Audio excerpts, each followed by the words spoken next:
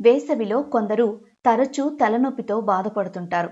శరీరం అధిక వేడి తట్టుకోలేకపోతే ఈ సమస్య ఎదురవుతుంది. దీన్నే హీట్ హెడేక్ అంటారు.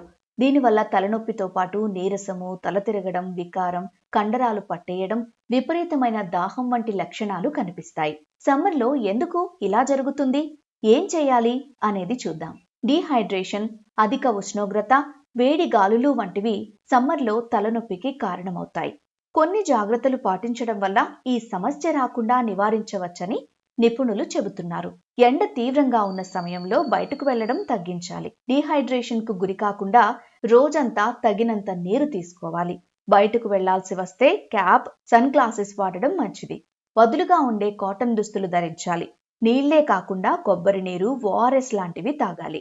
వీటి వల్ల శరీరంలో ఎలక్ట్రోలైట్స్ లెవెల్స్ మెరుగ్గా ఉంటాయి. పుచ్చకాయ లాంటి నీటి శాతం ఎక్కువగా ఉండే పండ్లు తినాలి.